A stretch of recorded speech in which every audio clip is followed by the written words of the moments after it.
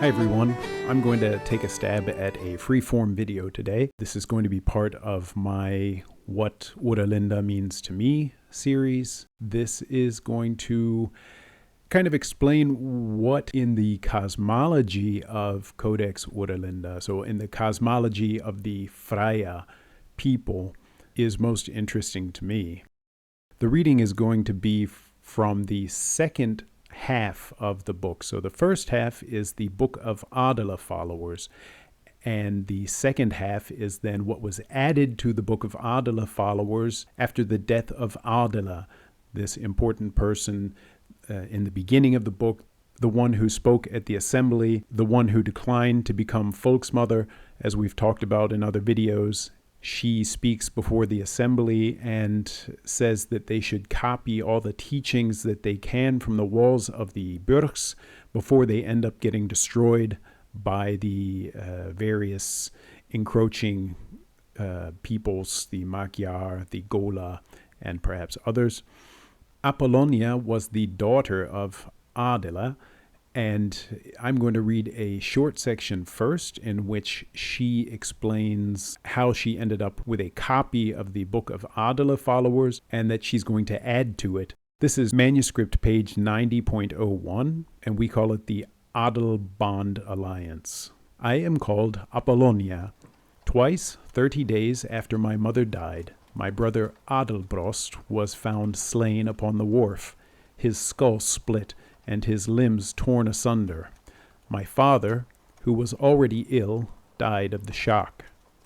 Then my younger brother Apel decided to leave and sail to the west coast of Skaneland, where he built a burg named Lindasburg and prepared to take revenge. For this, Varalda granted him long life.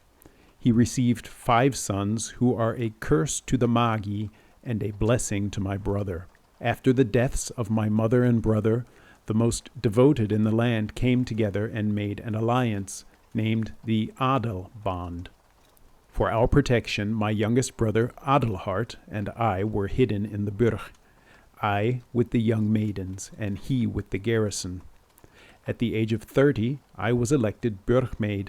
My brother was elected reeve over the Linda wards when he was 50. He was the 6th from my mother's side, but from my father's side the 3rd. Thus, according to the law, his descendants could not use the name Oera Linda as their surname, but everyone wanted to make an exception to honor my mother. They also gave us a copy of the Book of the Adela followers. This pleases me most because my mother's wisdom brought it into the world. In the burg, I found yet other writings that are not in the book, and an ode to my mother. All this I will copy here. So she added additional writings that she found as a burgmaiden or a burgmaid later, and a poem about her mother. I'm not going to read those here. I just wanted to start with that to give you an idea of where we are in the narrative timeline. So Apollonia included the primal, what we call the primal teachings. She includes 2 sections, we call it Primal Teachings 1 and Primal Teachings 2. And I'll start here reading on manuscript page 97.28. If you want to follow along, go to the Oera Linda Wiki, wiki.oeralinda.org. That's OERALINDA. Go to the English translation, find manuscript page 97.28, the Primal Teachings, and we're going to do just the Primal Teachings 1 today. The primal teachings that were written, so this is something that Apollonia wrote. She copied this down, so she's speaking right now. The primal teachings that were written on the wall of the burg tower were not copied into the Book of the Adela followers. I wonder why they left them out. But as this copy is mine, I will add them here for the sake of my kinsmen. Primal teachings. All God-loving children of Freya, hail. Through them, bliss shall come to earth. Learn and proclaim to the nations. Varalda is the most ancient or primordial, for he created all things. Varalda is the all in all, for he is eternal and infinite. Varalda is present everywhere, yet nowhere can he be seen. Therefore, his being is called spirit. All that we can see of him are the creations that come and go again through his life, because from Varalda all things proceed, and to him they return. Out of Varalda comes both the beginning and the end. All things merge into him. Varalda is the only almighty being, because all other power is lent from him and returns to him. From Varalda all forces are derived, and all forces return to him again. Therefore he alone is the creative being, and nothing is created outside of him. Varalda set eternal principles, or Eva, into all that was created, and there are no good commandments, lest they be founded upon these principles. So this is very logically laid out.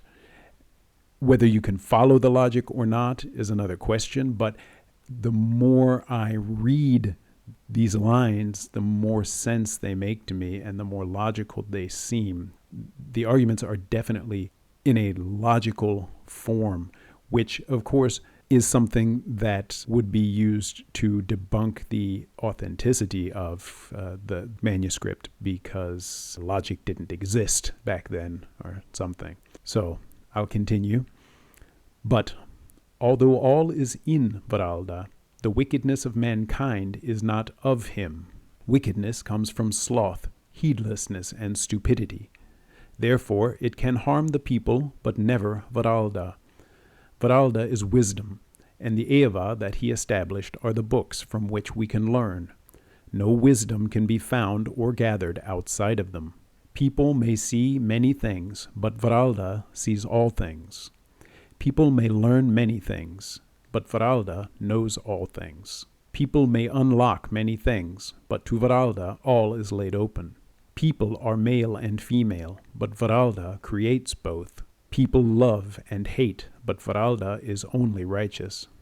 Therefore, Varalda alone is God, and there are no gods outside of him. We should remember that the word God is also the word good, so this sentence could just as well have been translated, Varalda alone is good, and there are no goodnesses outside of him. But since it's the same word, what it teaches me is that God means good, and so the words are literally interchangeable. With the circling of the Yule, all creation alters, but only God is unchanging. Since Varalda is God, he cannot change, and since he endures, only he is being, and everything else seeming. So here we have the idea of the I am, and it's utterly logically laid out. With the circling of the Yule, all creation alters and changes. We can see that ourselves. As time passes, everything changes. But only God is unchanging. So here's the first logical premise in this statement here. If we accept that so to short fuse some of our conditioning, let's just take the word God out here and put in the word good. So some ultimate good, but only good is unchanging. So this ultimate ideal of good, at least, is unchanging. Or goodness, when some goodness is done, it's got its own character, or badness just kind of blends in with the miasma, but goodness stands apart. And so this unchangingness is something that we can also perhaps even perceive. And since Varalda is God, so this is the syllogism here. Since Varalda is God, he cannot change. And since he endures, only he is being and everything else seeming. So it's proving the point that the Buddha made, that the world is an illusion.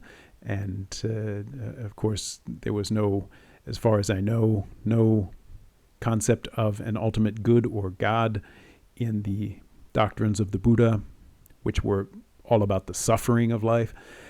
But this idea of everything being seeming, whereas God is logically the only thing that is being. They even talk about the phrase I am slightly differently than in the Bible, where it's the burning bush and it just says I am, and you're meant to kind of ponder that and figure it out yourself. It's in the primal teachings too. It's laid out exactly like this here, where it explains the concept of I am, and then it later puts it into so many words. Only God can say I am, and everything else has to say it in the past tense because we're always changing.